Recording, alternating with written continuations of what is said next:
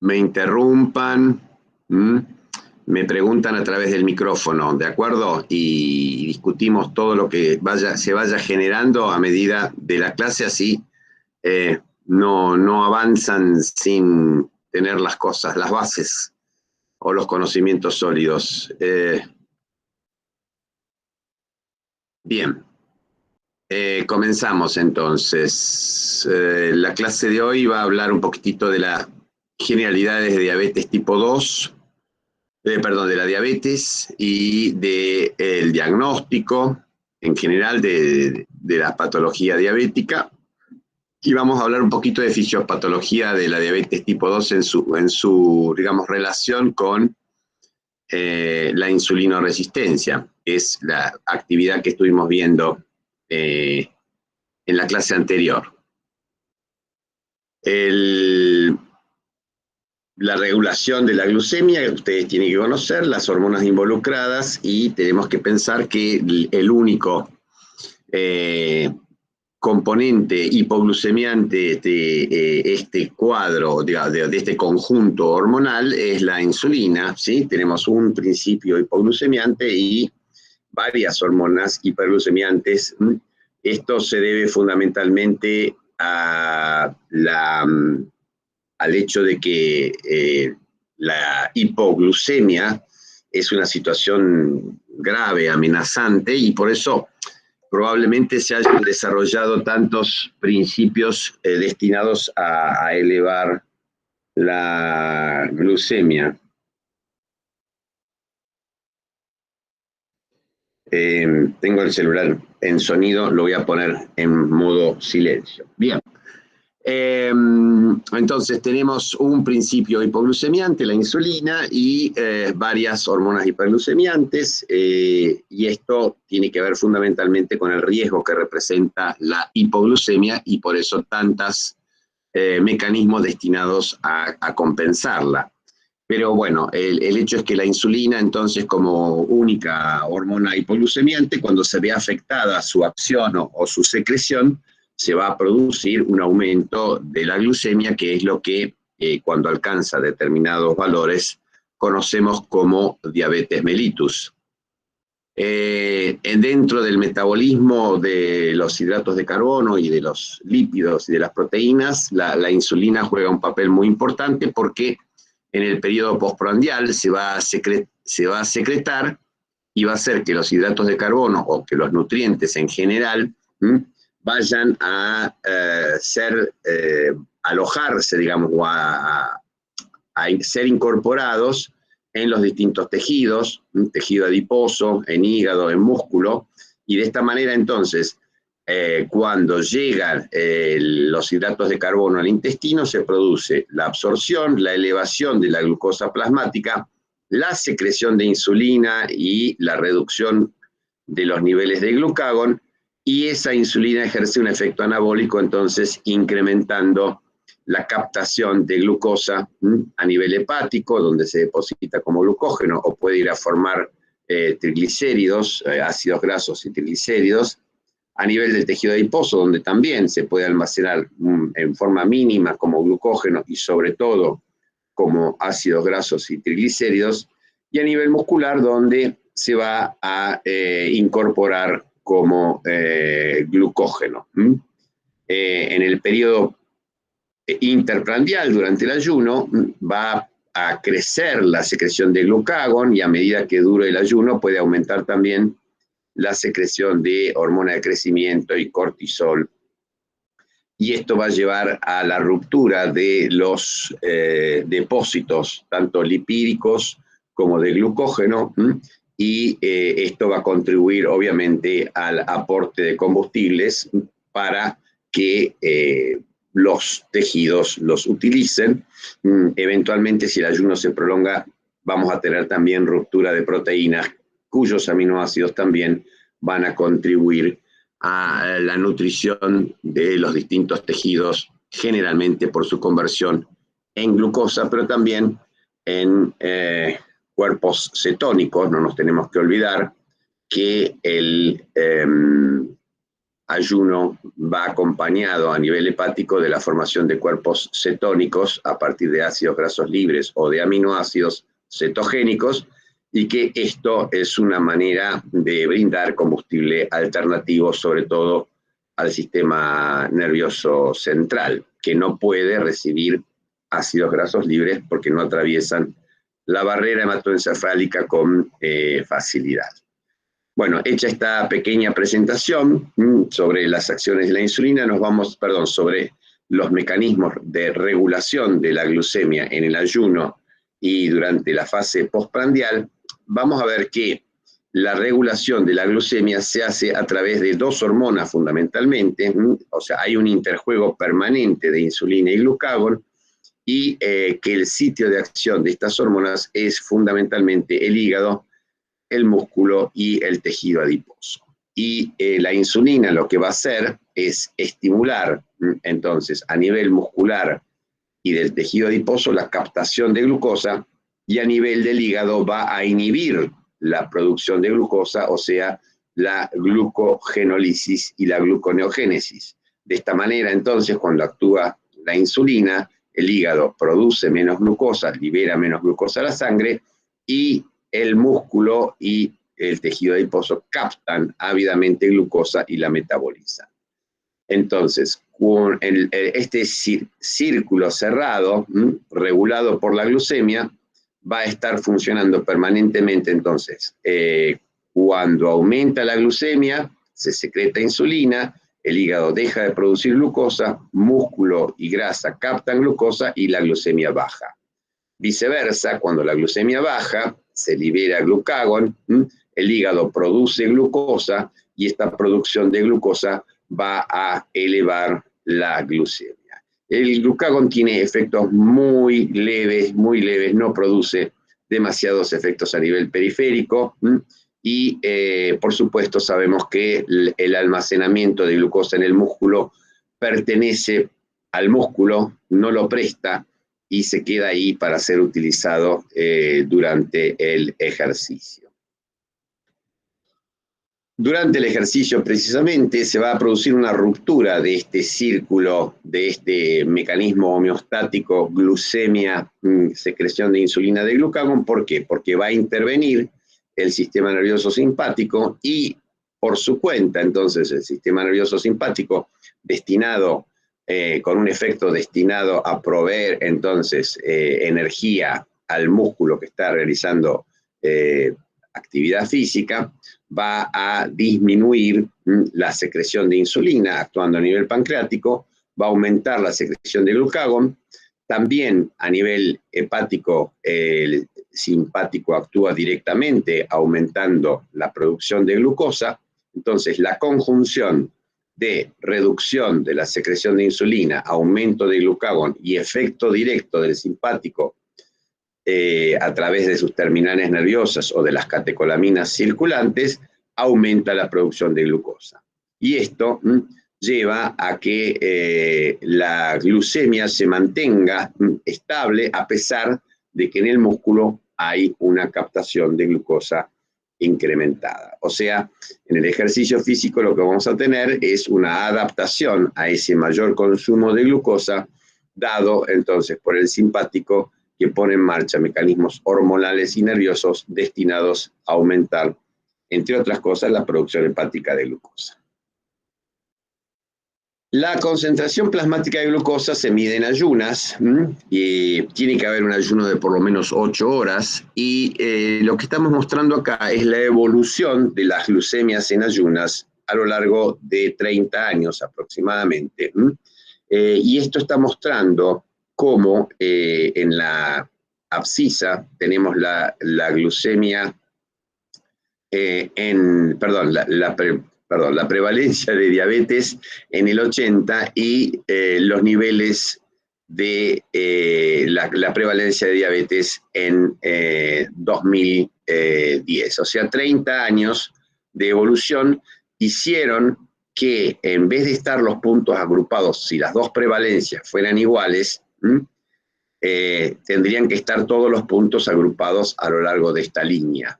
Y, como ustedes ven muy bien, se ha producido un corrimiento hacia la izquierda, o sea, ha aumentado la prevalencia y en muchos países del mundo se ha producido una duplicación del número de personas con diabetes. Y si ustedes miran el punto azul más grande que representa las cifras a nivel mundial, podemos ver que en estos 30 años la cantidad de sujetos con diabetes se ha duplicado o un poquito más a nivel mundial. La diabetes, que tiene una definición clásica, que es un grupo de enfermedades metabólicas, ¿sí? No es una enfermedad, sino son distintas enfermedades que se caracterizan por un elemento común, que es la hiperglucemia, y esta hiperglucemia es el resultado de la alteración en la secreción de insulina, en su acción o en ambos mecanismos. Esa es una definición tradicional, pero esa definición tradicional no incluye dos factores importantes relacionados con digamos, la capacidad de la diabetes de generar enfermedad. Porque la diabetes se acompaña de trastornos vasculares, de complicaciones vasculares que son muy gravosas a la hora de generar enfermedad, generar sufrimiento y generar costos. Y al mismo tiempo, en las personas con diabetes se registran otras alteraciones metabólicas que también contribuyen al daño vascular. Entonces, una definición operativa de diabetes mellitus incluye, obviamente, la presencia de hiperglucemia, o sea, decimos que es un trastorno crónico, que es heterogéneo, que es progresivo, porque los niveles glucémicos no van a aumentar y se van a quedar en un nivel, sino que van a tender, hay una tendencia al deterioro del control metabólico a medida que pasan los años, y que ese trastorno entonces crónico, heterogéneo y progresivo se caracteriza por hiperglucemia, por otras alteraciones metabólicas, por ejemplo, dislipidemia, pero puede haber también asociada hiperuricemia, trastornos en el metabolismo de las proteínas, fundamentalmente de algunos aminoácidos, que la diabetes es, la mayor parte de las personas con diabetes están agrupadas en dos formas clínicas principales, denominadas diabetes tipo 1 y diabetes tipo 2,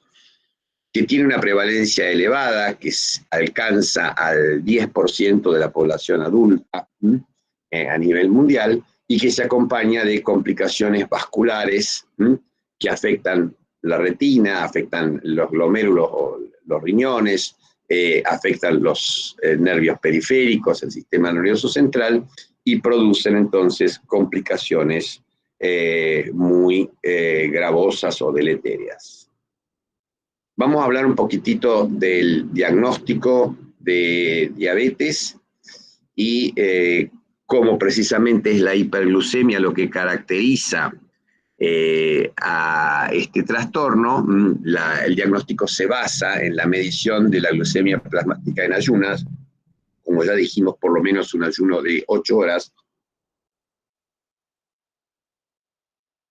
en sangre extraída en condiciones de reposo, obviamente, y a nivel venoso, ¿sí? Las pruebas de sangre capilar, cuando se hace un pinchacito en el dedo, no sirven para hacer diagnóstico de diabetes. Sirven, obviamente, para tener una orientación, pero el diagnóstico de diabetes se tiene que hacer con glucemias medidas en sangre en plasma venoso. También existe una herramienta que es la prueba de tolerancia oral a la glucosa, que consiste en la ingesta de 75 gramos de glucosa diluidas en 375 mililitros de agua, que debe tomarse en un lapso de no mayor de 10 minutos, y se mide la glucemia a las 2 horas de haber comenzado esta ingesta. Entonces tenemos que cuando un sujeto presenta 2 glucemias en ayunas iguales o mayores a 126 miligramos por decilitro, se hace el diagnóstico de diabetes. Lo mismo cuando se constatan 2 glucemias postcarga de 200 miligramos decilitro o más, a las 2 horas de haber administrado la glucosa. Y por último, la única forma de hacer diagnóstico de diabetes con un solo valor glucémico es cuando un sujeto tiene los síntomas clásicos de diabetes, producidos precisamente por el escape de glucosa por la orina, poliuria, la sed resultante de esta poliuria, polidipsia, el aumento, la pérdida de peso producida por la disminución de la acción de la insulina, el efecto anabólico, o también las infecciones a repetición, sobre todo a nivel vulvovaginal o a nivel genital en el varón. Todos estos síntomas clásicos, entonces, acompañados de una glucemia en cualquier momento del día, ¿sí? Esta no tiene que ser en ayunas, de 200 miligramos de decilitro más, permite hacer diagnóstico de diabetes. Tenemos las categorías intermedias, que son importantes también para el diagnóstico, porque están marcando un riesgo de desarrollar tanto diabetes como enfermedad cardiovascular, que son la glucemia alterada en ayunas, que está dada por una glucemia entre 110 y 125 miligramos de decilitro, y que cuando los pacientes tienen factores de riesgo se preconiza utilizar un valor más bajo, 100 a 125, también en 2 oportunidades, y otra categoría que surge también de la prueba de tolerancia a la glucosa es la tolerancia alterada a la glucosa, en la cual estamos registrando a las 2 horas de la PTOG una glucemia entre 140 y 199 miligramos por decilitro. Estas serían entonces las 3 categorías de disglucemias, de mayor a menor, diabetes, tolerancia alterada a la glucosa, glucemia alterada en ayunas. En el 2019, bueno, se elaboraron varias guías a partir del Ministerio Nacional, del Ministerio de Salud de la Nación, y la guía de 2019 incluye en sus criterios diagnósticos otro elemento más, que es la hemoglobina glicosilada. La hemoglobina glicosilada es una proteína, la hemoglobina, que incorpora moléculas de glucosa en sus cadenas aminoácidicas, y esto es el resultado de la hiperglucemia, o sea que es proporcional al grado de hiperglucemia y a la vida, a la duración de los eritrocitos. Es una prueba que es más cara, mucho más cara, 50 o 60 veces más cara que la glucemia, y es una prueba que no se realiza en todos los laboratorios en forma apropiada. Es una prueba que tiene mucho error asociado básicamente al método, a la calidad del método que se utiliza, y por eso la recomendación del Ministerio de Salud dice que tiene que ser una medición realizada en forma estandarizada, o sea, en un laboratorio que tenga un muy buen control de calidad. Y con 2 mediciones de hemoglobina glicosilada iguales o mayores a 6,5%, vamos a hacer también diagnóstico de diabetes. Desde el punto de vista de la clasificación, habíamos dicho que la diabetes es una enfermedad o un grupo de enfermedades y que es también un trastorno heterogéneo. Las clasificaciones son insuficientes desde ya, porque vamos a ver que dentro de los mismos subtipos de diabetes hay heterogeneidad. La diabetes tipo 1 se caracteriza por la destrucción de las células beta, generalmente asociada a un fenómeno autoinmune, sería la diabetes tipo 1A, y cuando no se puede constatar la presencia del fenómeno autoinmune, se habla de diabetes tipo 1 idiopática o tipo B. Tenemos luego la diabetes tipo 2, en las cuales el trastorno fisiopatológico, como vamos a ver más adelante, está dado por una insulinoresistencia que condiciona alteraciones en la secreción de insulina. Y luego tenemos muchas formas de diabetes secundarias, por ejemplo, a la extirpación del páncreas o a la producción exagerada de hormonas hiperglucemiantes como la hormona de crecimiento, el cortisol, también trastornos genéticos producida por tóxicos, por drogas o medicamentos, etc.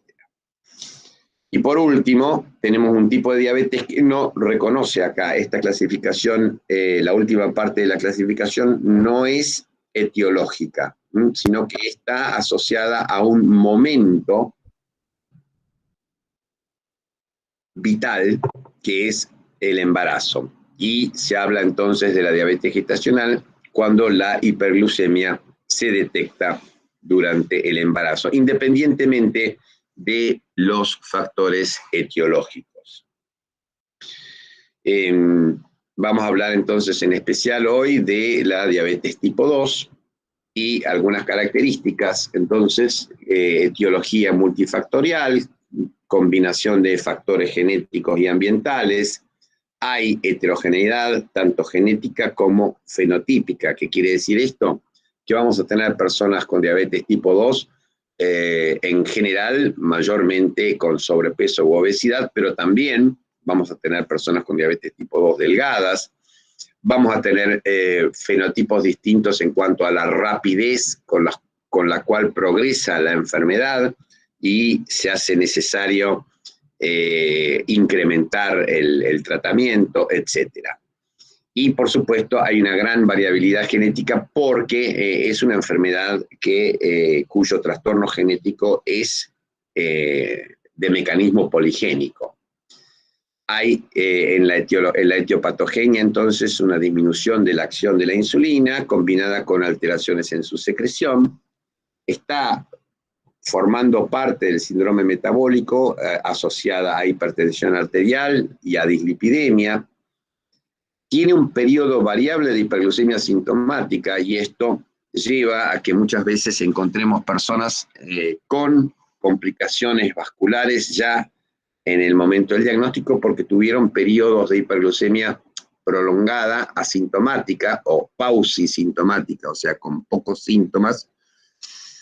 Es generalmente, pero no exclusivamente, propiedad de los adultos, por eso antes se la llamaba diabetes del adulto, y también en general está asociada a obesidad central, acordémonos que forma parte de los elementos del síndrome metabólico, y como la falta de insulina en general es parcial, es muy poco frecuente la cetoacidosis, a diferencia de lo que ocurre, por supuesto, en la diabetes mellitus tipo 1. Sin embargo, es posible que una persona con diabetes tipo 2, en una situación de estrés agudo importante, por ejemplo, durante un infarto o durante una neumonía, se precipite una descompensación cetoacidótica. Una cosa importante con respecto al tratamiento es el hecho de que los pacientes con diabetes tipo 2 van a llegar a necesitar insulina para el control. Este camino obviamente se recorre más lentamente que en los pacientes con diabetes tipo 1, pero un 30% por lo menos, ¿sí?, de los pacientes con diabetes tipo 2 va a llegar a lo largo de su vida a requerir insulina para su tratamiento adecuado e inclusive algunos van a necesitar insulina para tratar episodios de descompensación cetoacidótico, sin la cual obviamente fallecerían. Este mensaje, este es un grupo de mensajes de la Federación Internacional de Diabetes que resalta su importancia como enfermedad a nivel mundial. 1 de cada 11, estos son datos del 2016, creo, en este momento estaríamos llegando a 1 cada 10. 1 1 de cada 10, 11 adultos tiene diabetes. Hay una proporción muy grande del gasto mundial de salud que se destina a diabetes. Hay muchas personas con diabetes sin diagnosticar. Y 1 de cada 7 nacimientos se ve afectado por diabetes gestacional, y esto es muy importante porque produce alteraciones en los recién nacidos y en las mujeres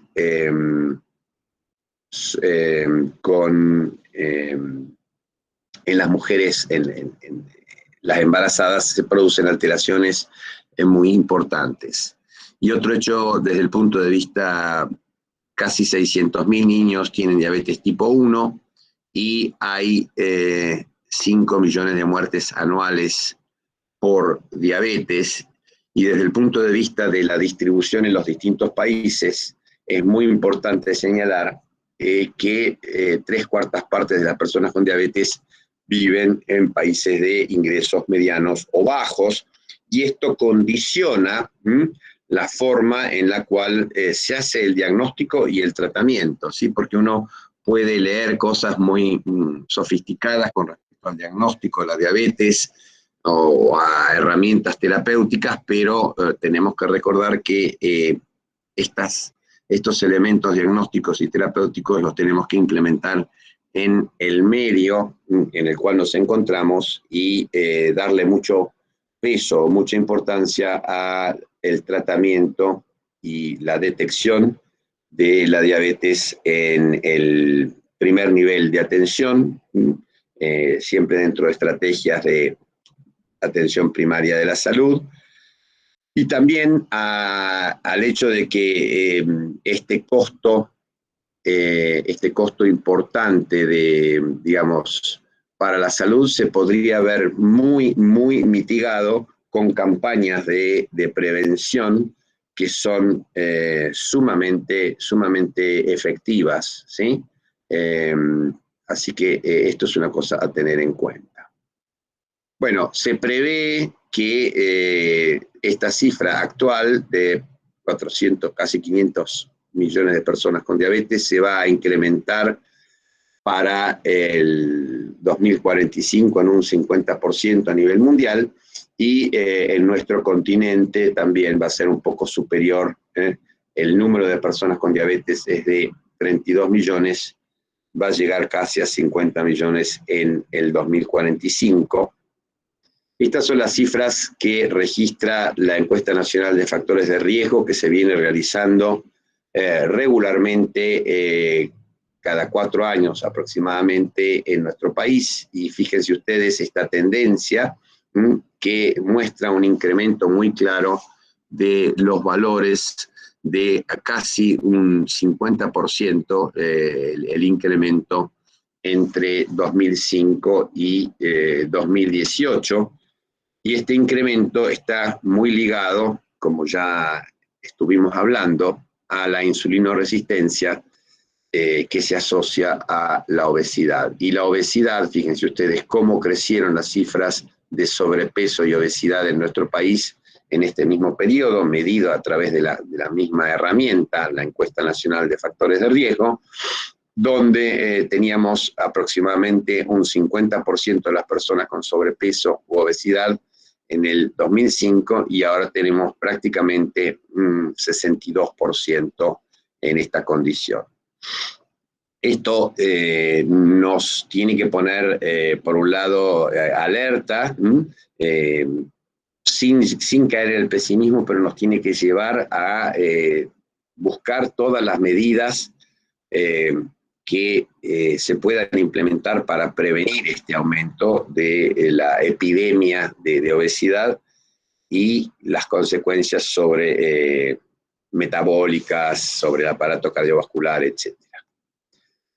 Desde el punto de vista de la medición, porque lo anterior es una encuesta, ¿sí? Uno va por las casas, se hace un diseño de qué casas se van a entrevistar y se pregunta con respecto a la prevalencia de hiperglucemia o diabetes.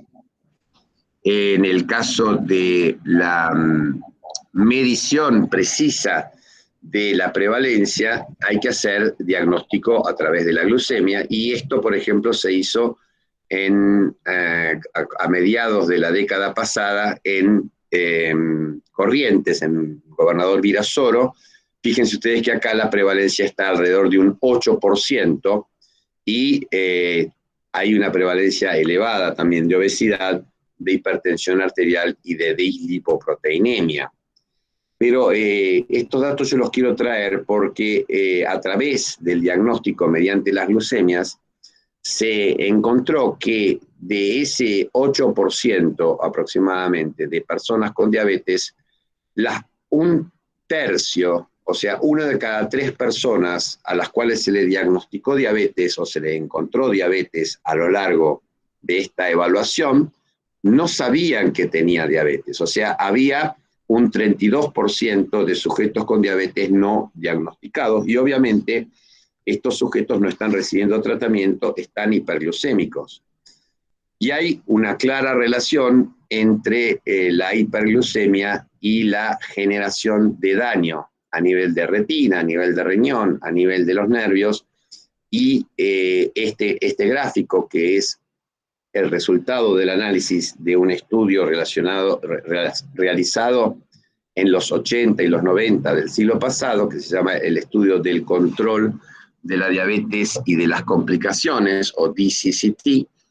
Este está realizado en diabetes tipo 1, y fíjense ustedes cómo a medida que se logra mejorar el control metabólico, disminuye el riesgo de desarrollar complicaciones, y por eso se establece que una hemoglobina glicosilada entre 6,5 y 7 va a minimizar el riesgo de desarrollar complicaciones. Pero por otro lado también, cada vez que uno disminuye la hemoglobina glicosilada, ese riesgo se va a ir reduciendo. O sea, no es que hay que llevar a todos los pacientes a este nivel, porque puede ser peligroso, por ejemplo, en pacientes de mucha edad, llevarlos a niveles de hemoglobina cercanos a 7 por el riesgo de desarrollar hipoglucemias. Entonces, además de tener un umbral para el desarrollo de complicaciones que está entre 6,5 y 7, cualquier descenso en la hemoglobina glicosilada es bueno. Y este estudio, que es realizado en el Reino Unido, muestra también entonces que cualquier reducción de la hemoglobina glicosilada del 1% se va a acompañar de reducciones significativas en el riesgo de desarrollar complicaciones microvasculares a nivel renal u ocular, complicaciones macrovasculares, amputaciones, las muertes relacionadas con diabetes en general, infarto agudo de miocardio y accidente cerebrovascular. Esto entonces marca la importancia de reducir los valores glucémicos cuando tratamos a las personas con diabetes. Ahora, si esas personas están subdiagnosticadas o si son diagnosticadas en forma tardía, porque pasan mucho tiempo hiperglucémicas, o si están diagnosticadas pero no reciben el tratamiento adecuado, la posibilidad de desarrollo de complicaciones es elevada, y esto va a generar entonces un segundo problema. El primer problema es el de la prevención del desarrollo de diabetes. El segundo es el de la prevención de las complicaciones por factores relacionados con la inercia diagnóstica, o sea, que llegar tarde al diagnóstico o llegar tarde a aplicar un tratamiento adecuado. ¿Por qué aumenta la prevalencia de diabetes a nivel mundial? Porque en general lo que está ocurriendo es que a nivel mundial se van reemplazando los alimentos poco procesados, ricos en fibras, por alimentos procesados, ricos en calorías, en grasas saturadas y pobres en fibras. Porque cada vez nos movemos menos, ¿sí? Y los medios de transporte, la diversión, o sea, las pantallas, tanto televisivas como las computadoras, etcétera, están haciendo que nuestra vida sea cada vez más sedentaria, porque cada vez vivimos más y como vamos a ver, el aumento de la edad se acompaña de un aumento de la insulinoresistencia y una disminución de la secreción de insulina, porque existen tóxicos ambientales que aumentan la insulinoresistencia y o deterioran la secreción de insulina, y también se atribuye un factor etiopatogénico importante al estrés que acompaña la vida en nuestras sociedades. Acá tenemos un gráfico que señala cómo se va a ir modificando la tolerancia a la glucosa a lo largo de los años, ¿sí? Vamos a ver que a partir de los 40 años ya se va a instalar un cierto grado de insulinoresistencia y también se va a acompañar de una secreción de insulina reducida. Ahora bien, en presencia de genes diabetógenos, que pueden ser primarios porque actúan directamente sobre la secreción de insulina o la resistencia a la misma, o secundarios porque están actuando a través de la producción de obesidad, o a través de factores ambientales que habíamos dicho, sedentarismo, malnutrición, tóxicos, estrés y alteraciones en el crecimiento intrauterino. Este sería también un factor ambiental, pero que obviamente no se puede modificar en el paciente adulto porque ya ocurrió. Estos factores hacen entonces que el avance de tolerancia normal hacia las alteraciones que condicionan la diabetes tipo 2 se haga mucho más rápidamente y se genere entonces este trastorno. Habíamos visto en la clase pasada que había una relación directa entre la obesidad central y el riesgo de desarrollar diabetes mellitus, y que la insulinoresistencia estaba asociada al aumento de la grasa visceral y no así de la grasa periférica. Por eso se habla de que la obesidad central es la que tiene, la que induce un riesgo metabólico relevante. La obesidad se asocia entonces a un aumento de los niveles de ácidos grasos libres circulantes que producen entonces insulinoresistencia a través de distintos mecanismos. Lo mismo, la ingesta de grasas saturadas fundamentalmente produce depósito de triglicéridos en distintos tejidos blancos que llevan a la generación de insulinoresistencia local.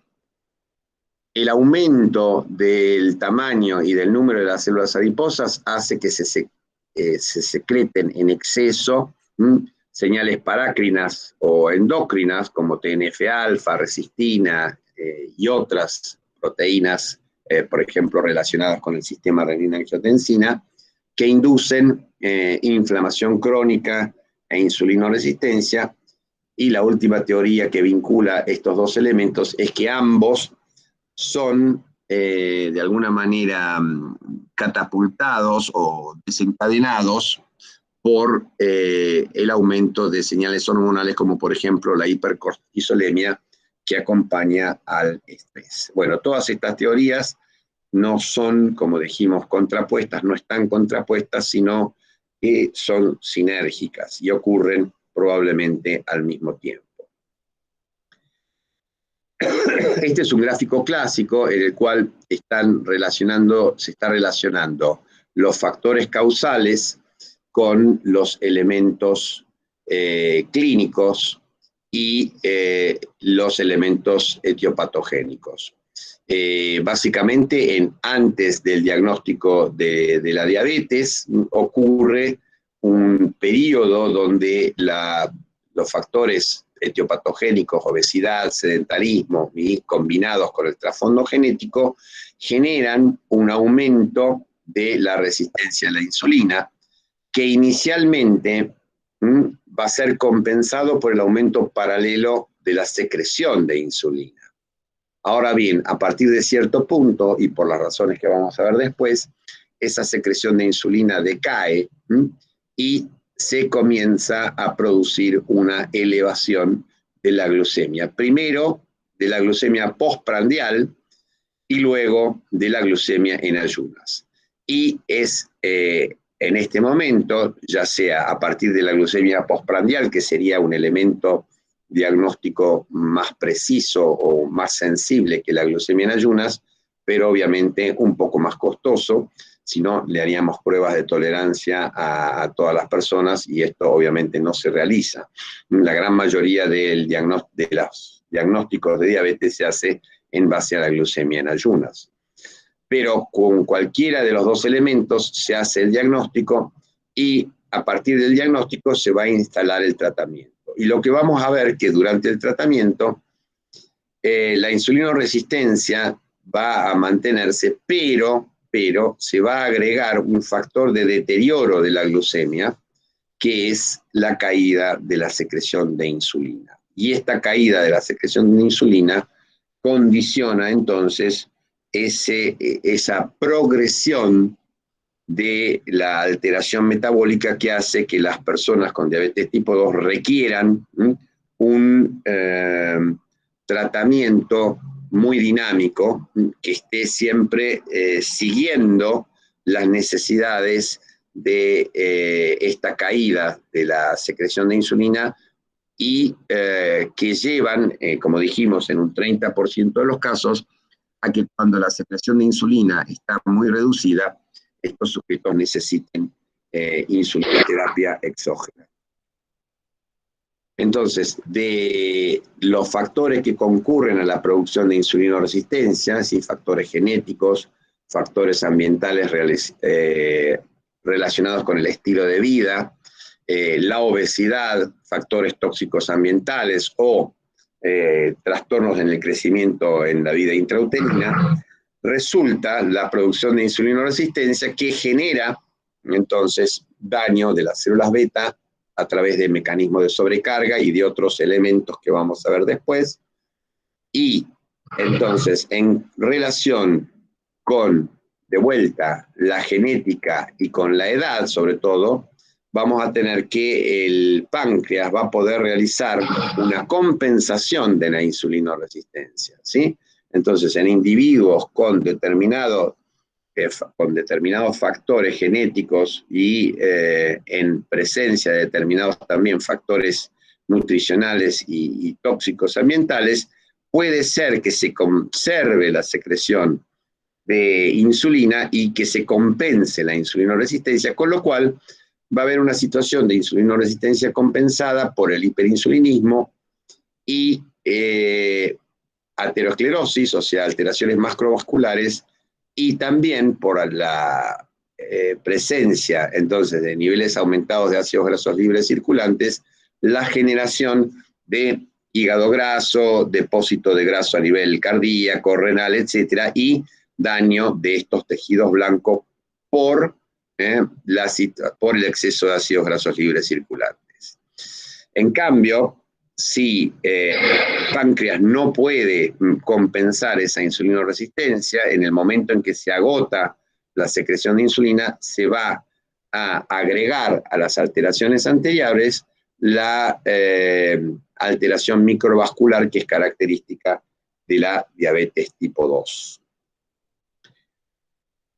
Acá tenemos dentro del estudio, digamos, del Reino Unido, de seguimiento de pacientes con diabetes tipo 2 recién diagnosticados, vemos cómo a lo largo del tratamiento se va a producir una elevación, se escapan del tratamiento, a pesar de los esfuerzos de los médicos tratantes, resulta entonces ineludible que estos son tratamientos con una sola droga, ¿no? Si uno utiliza un solo medicamento, va a ver que los pacientes se van escapando del buen control y que es necesario entonces para poder mantener esos pacientes en un control adecuado con hemoglobinas cercanas a 7, hay que ir aumentando el número de medicamentos.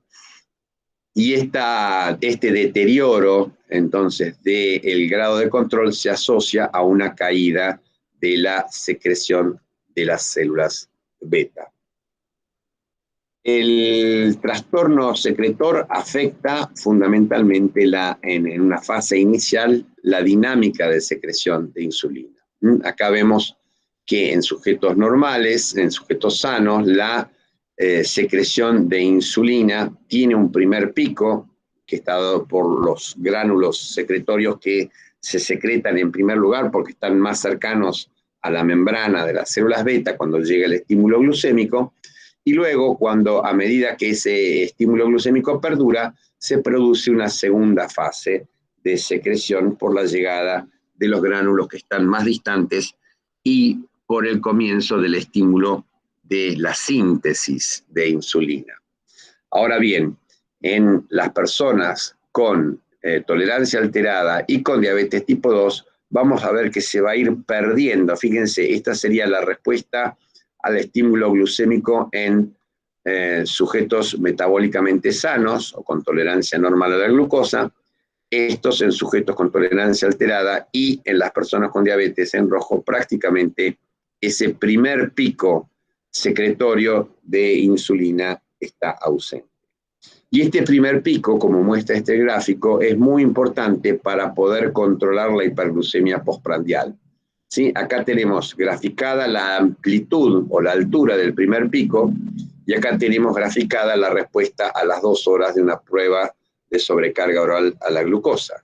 Y vamos a ver entonces que aquellos sujetos que conservan una buena secreción de insulina en el primer pico tienen niveles glucémicos aceptables después de la sobrecarga con glucosa.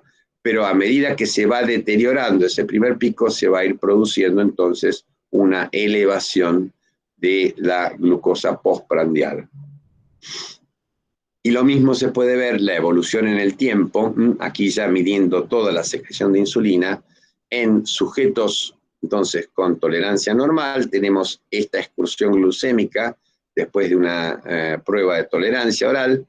En los sujetos con tolerancia alterada a la glucosa ya se dispara se dispara la glucemia y se dispara también la secreción de insulina, que se hace más cuantiosa porque son precisamente insulinoresistentes. Y a medida que va aumentando la glucemia, acá tendríamos sujetos con una diabetes leve, con glucemias en ayunas entre 110 y 150, y vemos que la excursión glucémica es mayor, pero acá ya se deterioró la secreción tardía también de insulina. Y en última instancia, cuando los sujetos ya tienen glucemias en ayunas mayores a 150, las excursiones glucémicas postcarga son muy elevadas y esto se asocia a una secreción de insulina muy reducida. Esto está mostrando entonces la progresión de la hiperglucemia, distintos grados de hiperglucemia a medida que avanza el deterioro de la secreción de insulina. Y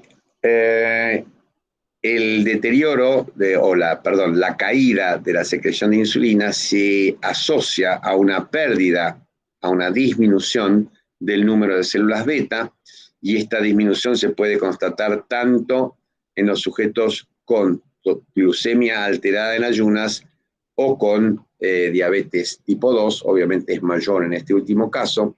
¿Sí? Estos son hallazgos autópsicos en los cuales se encontró en sujetos que habían sido categorizados previamente, en el año previo a su fallecimiento, como normotolerantes, como sujetos con glucemia alterada en ayunas o como sujetos con diabetes, y fallecen. Se hace la extracción del páncreas y se encuentra entonces una disminución de la masa de células beta, o sea, del volumen que ocupan las células beta en los islotes, significativa, tanto en los sujetos con glucemia alterada en ayunas como en los sujetos con diabetes tipo 2. Y en esos cortes se encuentra que estos serían tejidos ductales y estos serían islotes.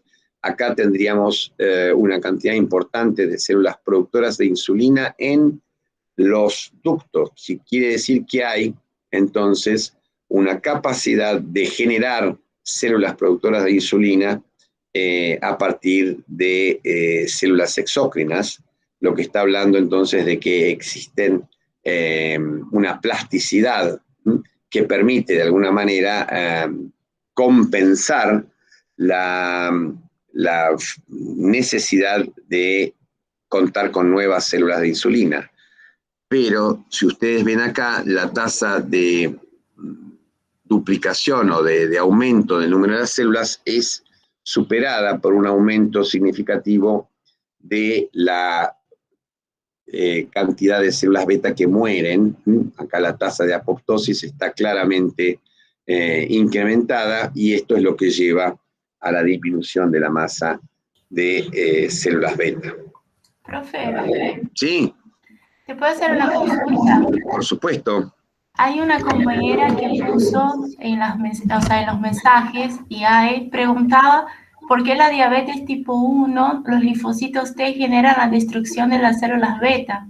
Aprovecho que como estás hablando de eso, aprovecho y No, te estamos pregunto. hablando de la diabetes tipo 2, pero que no, en la diabetes tipo 1 en realidad tiene otro mecanismo de producción. En la diabetes tipo 1 se produce una pérdida de la tolerancia a antígenos que están presentes en las células beta. Y esta pérdida de la tolerancia lleva al daño citotóxico. Es un mecanismo totalmente distinto. Es un mecanismo autoinmune. La diabetes tipo 1 es una enfermedad, en la mayoría de los casos, en un 95-98% de los casos de diabetes tipo 1 se trata de un fenómeno autoinmune. ¿De acuerdo?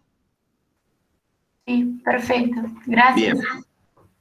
En el caso de la diabetes tipo 2, vamos a tener un trasfondo genético, o sea, vamos a tener polimorfismos en distintos genes relacionados con la actividad de las células beta, con su replicación, con la síntesis de insulina o con los mecanismos de detección de los niveles glucémicos, y estos polimorfismos de los genes se asocian a mecanismos de daño provenientes o asociados, perdón, a la insulinoresistencia. Entonces, los elementos de la insulinoresistencia generan un mecanismo de daño que afecta fundamentalmente a los páncreas marcados para fallar.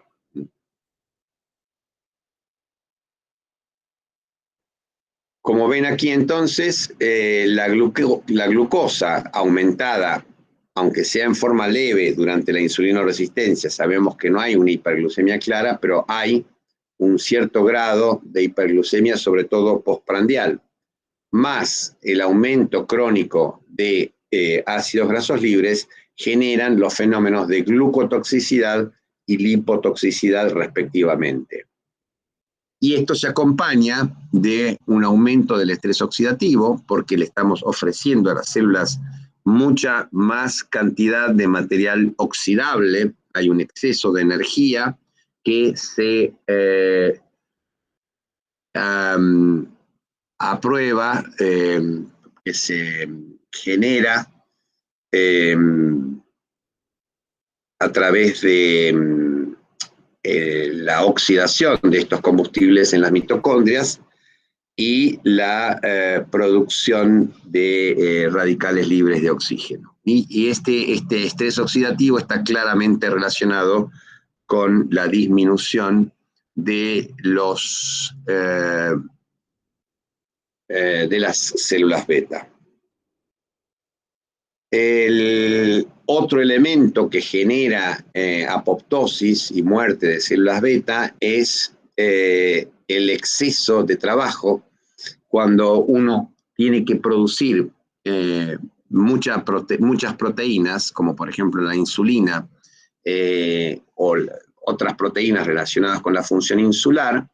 Se van a producir alteraciones en el plegamiento, fundamentalmente esas proteínas, que son detectadas por un sistema que lleva a la puesta en marcha de distintos mecanismos que intentan entonces degradar esas proteínas anormales pero si el estímulo exagerado de la función de la célula beta continúa, vamos a tener que se van a generar señales que llevan a la muerte de esas células beta.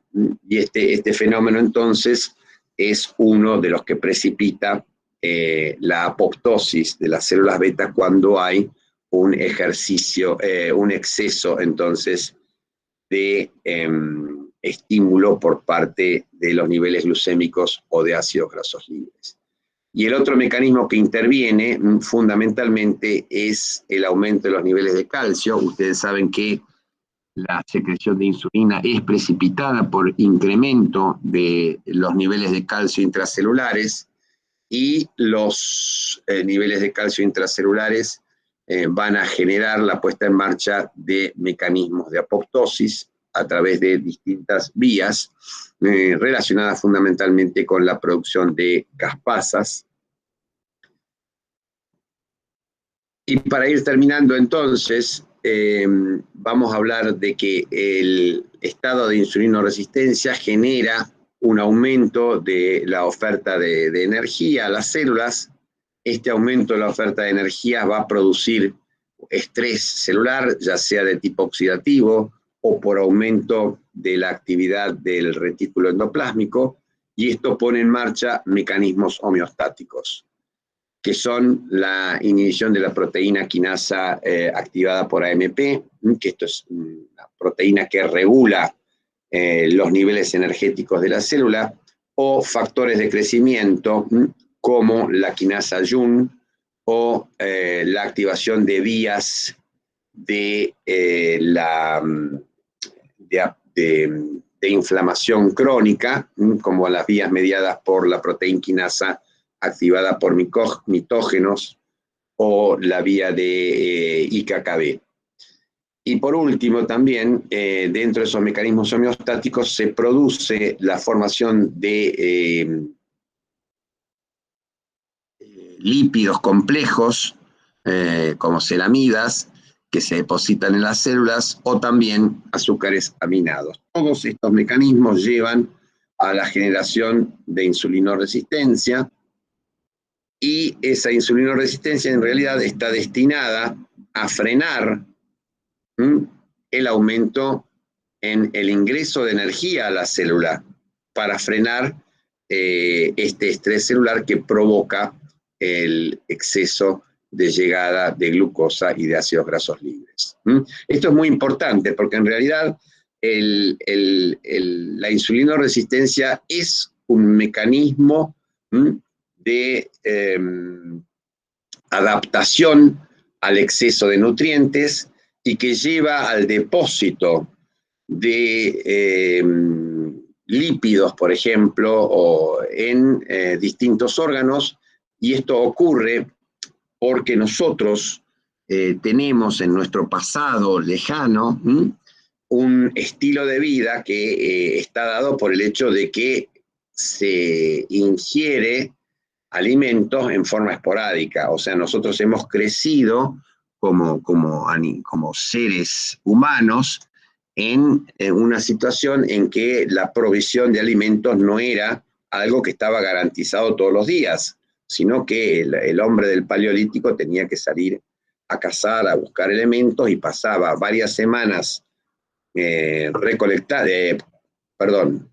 persiguiendo animales, cazándolos, etcétera, luego comía y se producía entonces ahí una situación de ingreso importante de energía, almacenamiento, y esto permitía después tener periodos largos sin incorporación de alimentos, o con una incorporación reducida por lo que se pudiera recolectar. El hecho es que ahora que hay una provisión asegurada de alimentos, por lo menos para la mayoría de los individuos, en forma diaria, con altos niveles de energía y sin necesidad de andar cazando, porque uno lo único que tiene que hacer en este momento para poder obtener alimentos es llamar por teléfono y le traen a uno las cosas. Ni siquiera hay que ir a empujar el carrito al supermercado en este momento, uno llama y le traen las cosas. Entonces, esos mecanismos genéticos que nos permitían aprovechar los alimentos y depositarlos, se vuelven en contra. Y cuando hay un aumento constante, entonces, de la oferta de energía y se generan estos mecanismos de continuar esa situación, los mecanismos homeostáticos terminan generando daño tisular a nivel del islote, produciendo entonces la alteración de la secreción de insulina, a nivel del hígado, del miocardio, del riñón, etc. Los mecanismos de generación de insulinoresistencia están generados entonces por la lipotoxicidad, por la hiperglucemia, por el estrés del retículo endoplásmico, por la generación de radicales libres de oxígeno y por la inflamación crónica, y concurren a inactivar fundamentalmente a distintas proteínas de la vía de recepción de insulina, ya sea el receptor, el sustrato del receptor de insulina, o la proteína quinasa B, que es uno de los efectores corriente abajo del receptor. Y esto genera entonces insulinoresistencia, y esto es lo que explica entonces de qué manera está relacionada nuestra forma de vida con la generación de insulinoresistencia y los trastornos asociados. Y como para terminar, el mecanismo por el cual esa insulinoresistencia va a terminar dañando la célula beta es que a través de la hiperglucemia y del aumento de los ácidos grasos libres se va a inhibir la transcripción del gen de la preproinsulina, va a disminuir la secreción de insulina, va a producirse también un aumento de señales apoptóticas por compuestos de glicación avanzada, por especies reactivas de oxígeno, como ya vimos, aumento del calcio, y también existe, aunque en menor grado, una infiltración linfocitaria y liberación de citoquinas como TNF-alfa que dañan a las células beta. Ustedes saben que esto sí podría de alguna manera ser un mecanismo parecido al que ocurre en la diabetes tipo 1, aunque en mucho menor grado. Los linfocitos citotóxicos van a estar actuando a través de los mecanismos clásicos que tienen para producir daño celular y generar entonces la muerte de las células beta. Y aquí estaríamos terminando, sí, estaríamos terminando. Vamos a tener un ratito, entonces tenemos unos 10 minutitos para preguntas.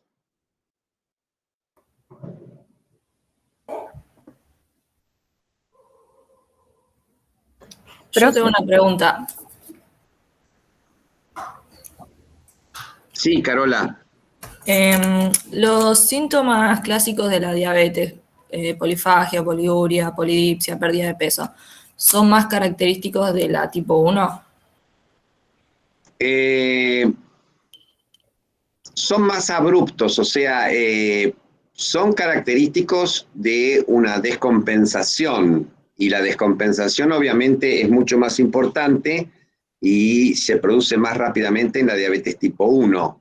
Pero una persona con diabetes tipo 2 que está con una secreción baja de insulina o que está muy hiperglucémica, ¿sí? Porque, por ejemplo, toma 4 litros de Coca-Cola por día, Coca-Cola de la buena, digamos, ¿no? De la buena me refiero en forma sarcástica, esa persona va a estar muy hiperglucémica, y esa hiperglucemia, de alguna manera, no va a ser acompañada de pérdida de peso, pero ese sujeto va a tener poliuria, polidipsia, y también va a tener infecciones a repetición. No va a tener la pérdida de peso, ¿sí?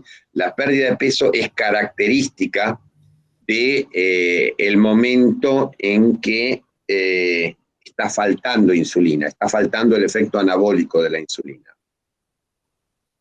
Muchas gracias. No, no hay de qué. Profe, yo tenía una duda acerca de si hacemos un tratamiento exhaustivo en la diabetes tipo 2, ¿va a tener patologías posteriores ¿O solo se producen en aquellas personas que tienen un retraso en su diagnóstico o cuando son diagnosticadas no son bien tratadas?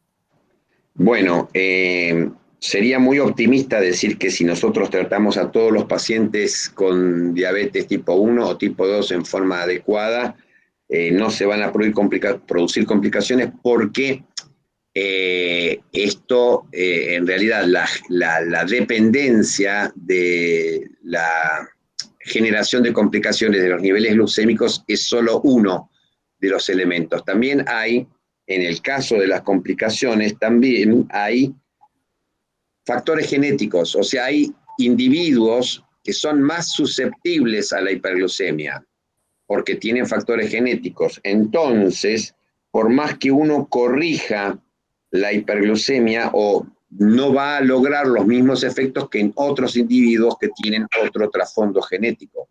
Entonces, considerada poblacionalmente o grupalmente, los pacientes con diabetes se benefician del tratamiento que tiende a disminuir los niveles glucémicos. Ahora, individualmente puede ser que no logres el mismo efecto en todos los pacientes, ¿de acuerdo? Sí, profe. Pero sí, obviamente la conducta tiene que ser disminuir los niveles glucémicos. ¿Por qué? Porque en la mayoría de los pacientes vas a obtener un resultado favorable. Y el daño renal es más susceptible en los pacientes diabéticos, pero casi siempre. Por más que nosotros tratemos con algún tratamiento en la diabetes tipo 1 o 2. No, de vuelta. El daño renal, bueno, justo fíjate vos, el daño renal es hay muchos factores que generan daño renal.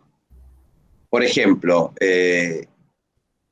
la insulinoresistencia, la hiperglucemia, pero también la hipertensión arterial, la posibilidad de que haya infecciones a repetición a nivel renal que sean ascendentes, el uso de medicamentos, por ejemplo, es muy común que el uso reiterado de ibuprofeno o de otros analgésicos de tipo aspirina daña, o sea, hay factores concurrentes, entonces es muy difícil establecer una relación causal directa, pero sí, el daño, la función renal, la alteración de la función renal es también susceptible a la mejoría glucémica, ¿sí?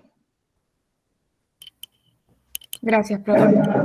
Sí. Doctor, buen día. Buen día. Consulto. En la actualidad se está viendo mucho en publicidad, más que nada en televisión, sobre, entre comillas, efectos milagrosos en el control de la glucemia con inhibidores de carbohidratos, se le dicen, ya sea de captación o de metabolismo.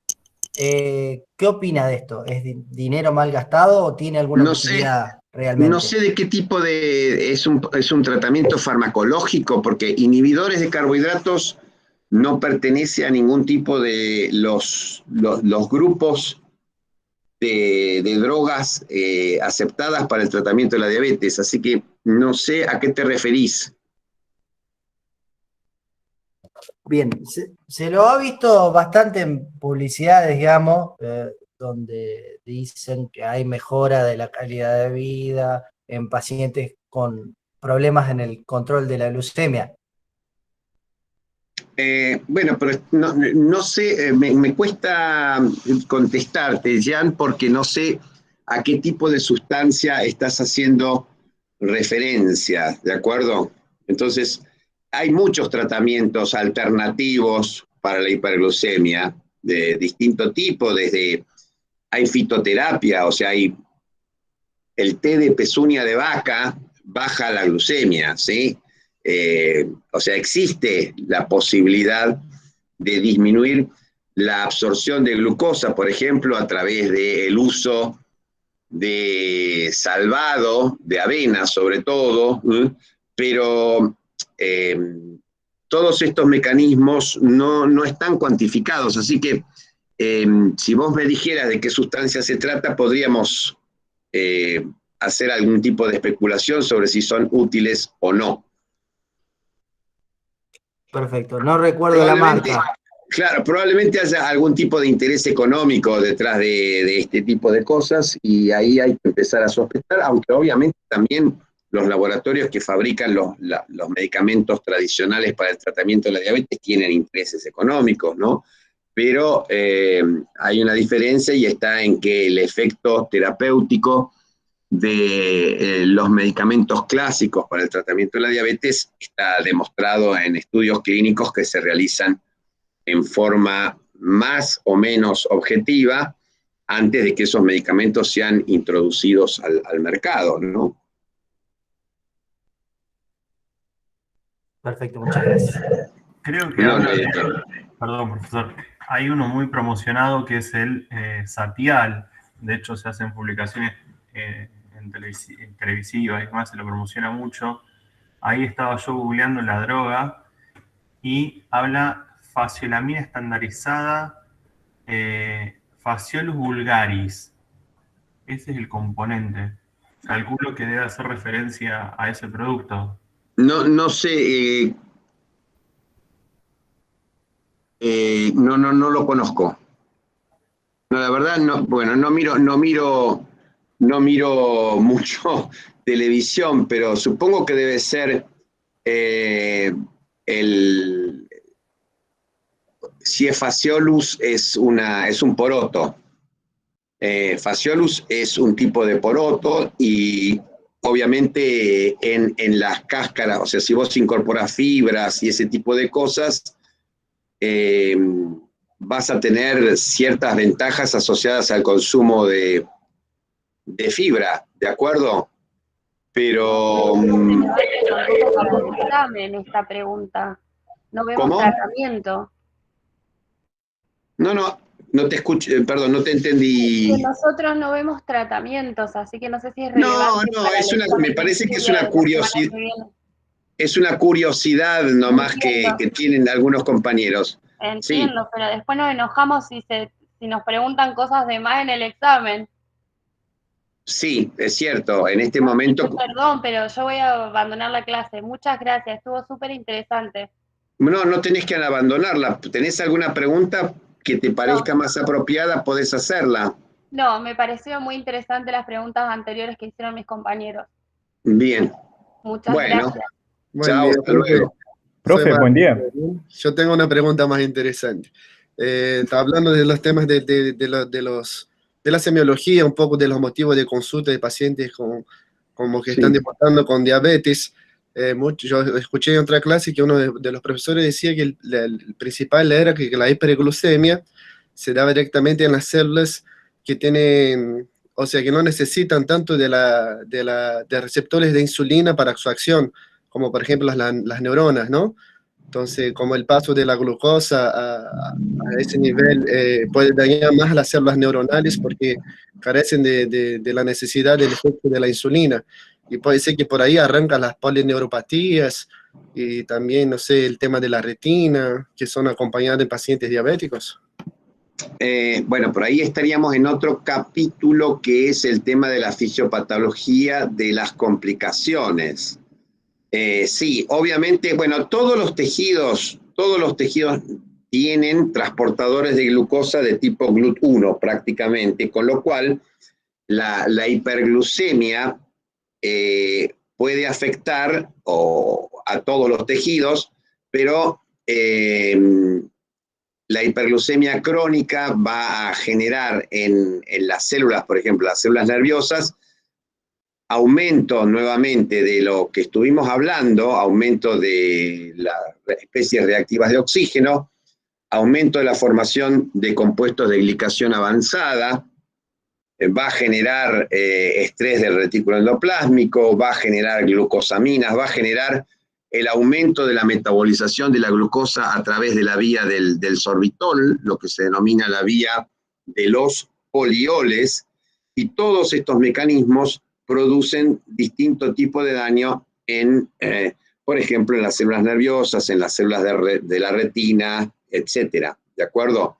Sí, estos son mecanismos comunes de daño para los distintos tejidos que explican entonces la producción de microangiopatía, de neuropatía, etc. Bien, y eso también se asocia también o sea, a largo plazo los efectos a las microvasculopatías que se refería, principalmente al pie diabético también. Eso sería entonces daño a largo plazo. Exactamente. El pie diabético en realidad es una conjunción de trastornos, porque no es solo, es una conjunción de daño microangiopático, neuropático y macroangiopático. Es un combo el origen del pie diabético. Tenemos déficit en la provisión de sangre, de oxígeno y de nutrientes a través de la obstrucción arterial, en la arteriopatía periférica, que es macrovasculopatía. Vamos a tener también microangiopatía, que afecta los vasos más pequeños, y vamos a tener neuropatía, que afecta a fundamentalmente la sensibilidad y también que produce efectos tróficos o defectos tróficos, y la combinación de todos estos elementos es lo que va a producir entonces que ese pie esté más propenso a lastimarse, y cuando está más propenso a lastimarse, además, más propenso a no cicatrizar, ¿sí? Y le sumamos las alteraciones del sistema inmune que se producen en las personas con diabetes, y entonces vamos a tener una mayor posibilidad de que esas heridas crónicas se infecten. Acuérdense, ustedes tienen el caso que presentan en Injuria, habla de una mujer que tiene una infección urinaria y que tiene diabetes, ¿no? Y esta persona obviamente tiene varios factores de riesgo para desarrollar la infección urinaria, entre los que se cuenta su edad, porque es una mujer posmenopáusica, y la diabetes. Y la diabetes va a predisponer a las personas a tener infecciones porque afecta muchos aspectos de la función inmune, sobre todo la diabetes mal controlada. Bueno, y en el caso de las infecciones urinarias, lo que vamos a tener también es que si tiene glucosuria, va a haber un aumento de la cantidad de nutrientes para que se desarrollen distintos tipos de gérmenes, como cándida o como las bacterias coliformes. Sería otro factor de riesgo. O sea, y lo que tenés también es el hecho de que cuando una persona tiene una hiperglucemia crónica, se generan en el urotelio, en el epitelio vesical, fundamentalmente, puntos de anclaje que son reconocidos por los pili, por ejemplo, de las coliformes, o sea, los sitios digamos, los factores de virulencia de las bacterias incluyen sitios de reconocimiento para proteínas glicosiladas del urotelio. Entonces, hay un mayor anclaje de las bacterias a ese urotelio y una mayor penetración. O sea que son todos distintos elementos que favorecen la posibilidad de que una persona con diabetes tenga una infección urinaria. Se agrega también un componente neuropático. ¿Por qué? Porque la neuropatía diabética puede afectar a las fibras parasimpáticas que inervan la vejiga y disminuir entonces el vaciamiento vesical, aumentando el residuo. Y si aumenta el residuo, disminuye el aclaramiento de gérmenes. O sea, si la vejiga contiene durante más tiempo orina, aunque sea de poca cantidad, no se eliminan los gérmenes que puedan estar presentes, y esto favorece entonces también la aparición de infecciones urinarias. Profe, buen día. Buen día, Wesley. Se não me confundo, em la classe passada dijiste que o exercício intenso poderia aumentar a sensibilidade à insulina. Pero isso poderia reverter os danos tissulares que já ocorreram? No. A ver, En primer lugar, no es el ejercicio intenso. El ejercicio aeróbico realizado en forma regular entre 2 horas y media a 3 horas de caminata, por poner un ejercicio aeróbico muy común, mejora la sensibilidad a la insulina, ¿sí? No tiene que ser ejercicio intenso. Lo que yo dije es que mientras mayor el grado de entrenamiento, mayor el grado de insulinosensibilización. Eso es otra cosa. De todas maneras, con respecto a las complicaciones, no vamos a tener un efecto directo. Lo que sí vamos a tener es que si una persona realiza una cantidad adecuada de ejercicio físico por día, va a tener un mejor control glucémico, además de tener muchas otras ventajas asociadas al ejercicio, va a tener un mejor control glucémico. ¿Por qué? Bueno, porque va a tener mejor insulinosensibilidad, porque va a tener un consumo de glucosa insulino independiente mucho mayor, con lo cual va a tener mejores niveles de glucosa en sangre. Y esto sí, si tiene un mejor control glucémico, puede estar mejorando las complicaciones, o por lo menos retrasando la aparición de complicaciones. Ah, sí. Dale, gracias. No hay de qué.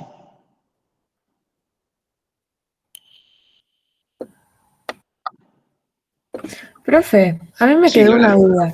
Con respecto a la neuropatía me quedó la duda, perdón, re tarde caí. Yo tenía entendido que era por glicosilación de proteínas, y bueno, la mielina es una lipoproteína, entonces iba a glicosilar. Y por eso los axones se desmielinizaban y perdían la conducción. No es del todo así, porque también vas a tener afectación de fibras no mielínicas. Claro, las células de Schwann. En la neuropatía vas a tener, en la neuropatía no solo se van a afectar las fibras mielínicas, ¿entendés? Entonces, no solo es un daño de la producción de mielina, ¿sí?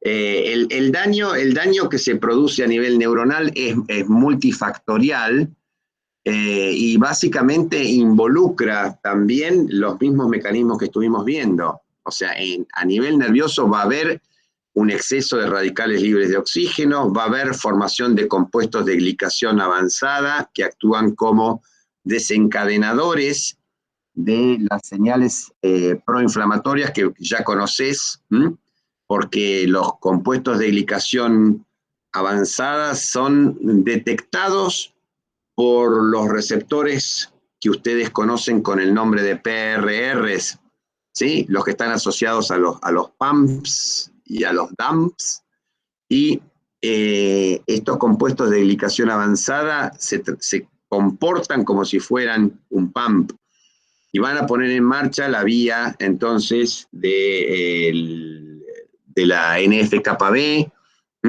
y generar, entonces, un aumento de la producción de un daño inflamatorio, generación de citoquinas, etc. Es un mecanismo bastante complejo, que no afecta solo la glicosilación de proteínas, sino que esto, a su vez, es una señal que va a poner en marcha mecanismos proapoptóticos. Profe, y con respecto a lo de las células de Schwann, entonces sería lo mismo que usted comentaba antes, que tiene un exceso de energía porque ingresa glucosa de forma indeterminada. Indiscriminada, sí, sí, sí. Ok, gracias. No hay de qué. Profe, yo tengo una duda en cuanto a cómo explicar por ahí la insulina resistencia. O sea, porque la tipo 2 es más, o sea, más en pacientes obesos. Entonces yo tenía como que al consumir muchos ácidos grasos, se van a saturar los adipocitos que van a liberar, se inflaman y van a liberar interleuquina 1. Y esta interleuquina lo que va a hacer es que no ingrese glucosa a la célula. No. No es la interleuquina 1 lo que hace que no ingrese glucosa a la célula. Lo que hace la interleuquina 1, el TNF-alfa, es alterar el mecanismo por el cual se va a producir el efecto de la insulina. ¿de acuerdo? No es que directamente la interleuquina 1 evita el ingreso de glucosa a la célula. Lo que hace la interleuquina 1, TNF-alfa y otros factores es alterar el funcionamiento de la vía de señalización de la insulina. Generan insulinoresistencia por un mecanismo que tiene que ver con la fosforilación de, por ejemplo, el sustrato del receptor de la insulina, o con alteraciones en las proteinquinasas que intervienen en la cadena de señalización de la insulina. Y esto genera insulinoresistencia. La insulinoresistencia se traduce en una disminución, por ejemplo, de la expresión de transportadores GLUT4. Y ahí es donde entonces, como hay menos transportadores GLUT4, entra menos glucosa a la célula, ¿de acuerdo? Sí, profe, gracias. No, no hay de qué. Profe, ¿podría explicar cómo se produce la cetoacidosis diabética en la diabetes de tipo 1? Sí, digamos que no solo en la diabetes de tipo 1, sino también la diabetes de tipo 2 puede haber cetoacidosis, aunque es mucho más rara. También en las diabetes de tipo 3, o sea, en las diabetes secundarias puede haber cetoacidosis, o sea, no es exclusiva de la diabetes tipo 1, pero súper más frecuente que en las otras formas. El mecanismo tiene que ver con que los cuerpos cetónicos se sintetizan habitualmente como combustible alternativo, sobre todo durante el ayuno prolongado, ¿sí? Y la cetogénesis está inversamente relacionada con la cantidad de insulina y directamente relacionada con la cantidad de glucagón. O sea que durante el ayuno, la disminución de la insulina y el aumento de glucagón tienden a aumentar la formación de cuerpos cetónicos. Bien. Y esto es un mecanismo homeostático destinado a proveer al cerebro, fundamentalmente, de un nutriente alternativo a la glucosa en el ayuno prolongado. Ahora bien, cuando vos tenés una falta de insulina y un desmadre de la lipólisis, o sea, la insulina es antilipolítica, si falta insulina, la lipólisis se incrementa, y si se incrementa mucho la lipólisis, vamos a tener una provisión aumentada, muy aumentada de ácidos grasos libres, y esos ácidos grasos libres van a ir a ser oxidados a nivel hepático y van a generar una cantidad muy importante de acetil-CoA. Ese acetil-CoA normalmente ingresa al ciclo de Krebs, o va a formar colesterol, o va a sintetizar nuevamente lípidos, o va a formar cuerpos cetónicos. Por distintas causas, el sitio principal de destino de ese acetil-CoA, que sería el ciclo de Krebs, no va a poder cumplirse. Básicamente, ¿por qué? Porque al faltar insulina, la vía glucolítica está inhibida y hay una menor provisión de piruvato y oxalacetato, con lo cual el ciclo de Krebs no tiene, o tiene un número reducido de intermediarios que puedan captar ese acetil-CoA para formar ácido cítrico y así metabolizarlo.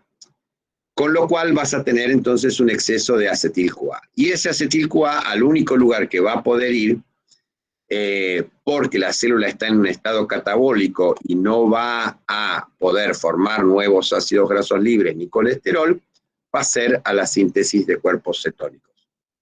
Al mismo tiempo, cuando se produce esta disminución importante de los niveles de insulina, aumentan los niveles de glucagón, y el glucagón es una hormona profundamente cetogénica porque estimula el transporte de los ácidos grasos, del acetil-CoA al interior de la mitocondria. O sea, el shuttle, la lanzadera que lleva al acetil-CoA al interior de la mitocondria, o a los ácidos grasos, al interior de la mitocondria es un mecanismo glucagón dependiente, es el mecanismo transportador de la carnitina. Entonces, la excesiva producción de ácidos grasos libres por la lipólisis exagerada lleva a un aumento de los niveles de ácidos grasos libres, a una disminución de los niveles de oxalacetato que impide la entrada del acetil-CoA al ciclo de Krebs, y el glucagón aumenta la entrada de los ácidos grasos a la mitocondria, con lo cual hay un exceso todavía mayor, y todo esto resulta en la producción exagerada de cuerpos cetónicos, ¿ok? Sí, gracias. No hay de qué. Profe, una pregunta. ¿Está bien si decimos que tanto la diabetes tipo 1 como la 2 son hereditarias? O sea, ¿cuál sería el fundamento por la cual una es más hereditaria que otra o si es así realmente? Bueno, obviamente hay factores hereditarios en los dos tipos de diabetes, y está bien claro que las personas con diabetes tienen una mayor posibilidad de tener hijos con diabetes, eso no hay ninguna duda. Ahora, como las diabetes comunes, tipo 1 y tipo 2, no estamos hablando de formas raras de diabetes que se heredan en forma monogénica, ¿sí? Porque también hay formas raras de diabetes que se heredan en forma monogénica. La diabetes tipo 1 y la diabetes tipo 2 son trastornos poligénicos. Por lo tanto, es necesario que se herede una determinada cantidad de genes por parte del padre y de la madre para que se pueda producir la enfermedad. Y esto hace entonces que la herencia sea muy variable. La diabetes tipo 2 en general tiene una mayor susceptibilidad genética que la diabetes tipo 1, o sea, es más probable que un padre con diabetes tipo 2 tenga un hijo con diabetes tipo 2, ¿de acuerdo? Prácticamente esto se ve bien cuando uno analiza la posibilidad de que un gemelo monocigótico, ¿sí?, desarrolle la misma enfermedad. Entonces, los estudios de concordancia en gemelos monocigóticos muestran que prácticamente las 2/3 partes o más de las personas con diabetes tipo 2, o sea, si un gemelo monocigótico tiene diabetes tipo 2, el otro gemelo monocigótico tiene un 70% de probabilidades de tenerla, ¿de acuerdo? En el caso de la diabetes tipo 1, esto no es así. La probabilidad es bastante menor, está en un 40 o un 50%. Así que bueno, son todos elementos que hablan de la heredabilidad, pero en realidad no hablamos de heredabilidad, sino hablamos más bien de el riesgo de heredar, porque no estamos ante mecanismos monogénicos de transmisión, ¿de acuerdo? Sí, gracias.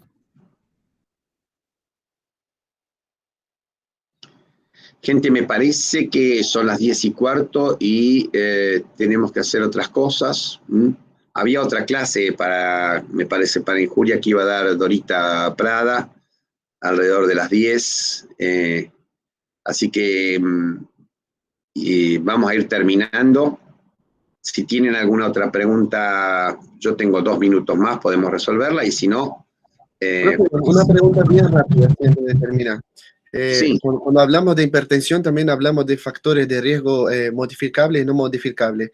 ¿Podemos hablar eso también de la diabetes? O sea, que el sexo, la edad y el factor genético son no modificables, y después de eso la conducta y todo eso puede ser modificables en el caso de diferenciar la diabetes tipo 1 y la tipo 2.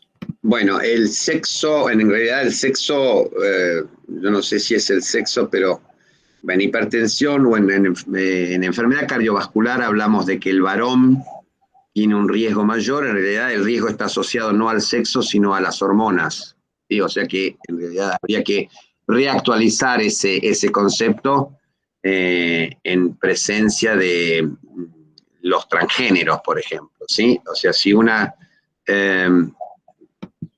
varón trans va a tener el riesgo que le da usar hormonas masculinas. Pero bueno, no importa, son disquisiciones que hablan de la necesidad de adaptarse a algunos conceptos modernos. En diabetes no existe esta diferencia tan importante entre los varones y mujeres para la prevalencia. Sí, la edad sería un factor de riesgo. Obviamente el peso es un factor de riesgo importante. Lo es la hiperglucemia, algún diagnóstico de hiperglucemia previa, por ejemplo, en las mujeres durante el embarazo. Otro factor de riesgo es el consumo de determinados medicamentos, por ejemplo, glucocorticoides o diuréticos, que puedan estar incrementando los niveles glucémicos. Obviamente la herencia, el tener familiares en primer grado con diabetes también es un factor de riesgo. Hemos hablado siempre de diabetes tipo 2. Otro factor de riesgo, la presencia de elementos del síndrome metabólico que no sean la hiperglucemia, por ejemplo, dislipidemia o obesidad central, o eso ya lo dijimos con el peso, dislipoproteinemia. Son varios factores de riesgo. Y por supuesto, también los podemos dividir para la insulinoresistencia o para la diabetes tipo 2, los podemos dividir en modificables o no. ¿De acuerdo? El envejecimiento o la edad no es modificable. Sí lo es, por ejemplo, la toma de determinados medicamentos. En un sujeto adulto, el hecho de que haya tenido una malnutrición fetal, que es un factor predisponente importante, ya no se puede modificar. Obviamente uno puede corregirlo a futuro, asegurando una adecuada nutrición en las embarazadas, pero no en el individuo. Así que sí, también podemos hablar de factores modificables y no modificables. Bueno, gente, gracias por quedarse y nos estamos viendo. Gracias, Pablito. Gracias a usted, profe. Nos vemos. Gracias, profe. Chao.